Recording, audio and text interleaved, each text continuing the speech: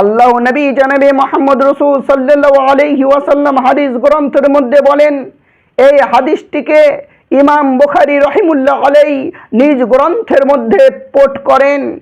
আল্লাহ নবী বলেন, আলা ওয়া ইন্না ফিল জাসাদি মুদগাহ ইদা সালাহাত সালাহাল জাসাদু কুল্লুহু ওয়া ইদা ফাসাদাত ফাসাদাল জাসাদু কুল্লুহু আলা ওয়া হিয়াল কলবু।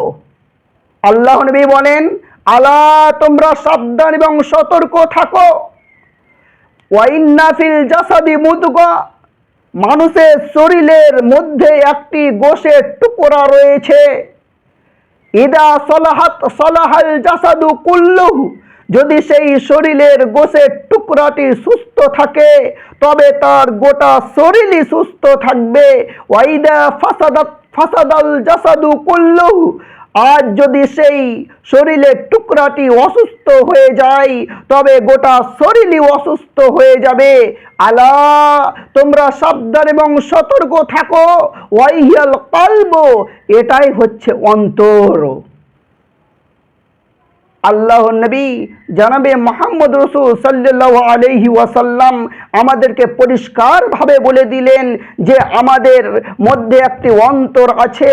এই অন্তরে যখনই গুনাহ প্রবেশ করবে, এই অন্তরে যখনই শিরকে আকীদা প্রবেশ করবে, এই অন্তরে যখনই বিদআতি প্রবেশ করবে, কুসংস্কার কাজ প্রবেশ করবে, বারবার গুনাহের দিকে যখনই আকৃষ্ট হবে তখনই জানতে হবে তার অন্তরটি অসুস্থ হয়ে যাবে।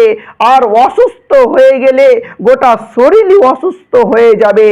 আর যখনই পক্ষান্তরে সেই অন্তরের মধ্যে যদি গুনাহ থেকে বেঁচে থাকা যায়, সেই অন্তরটাকে যদি কুসংস্কার থেকে বেঁচে থাকা যায়, সেই অন্তরটাকে যদি শিরকি আকীদা থেকে বাঁচিয়ে নেওয়া যায়, বিদআত কুসংস্কার কাজ থেকে যদি বাঁচিয়ে নেওয়া যায়, তবে জানতে হবে সেই অন্তরটি সুস্থ থাকবে। আর অন্তর যখনই সুস্থ থাকবে তখনই গোটা শরীরই সুস্থ থাকবে।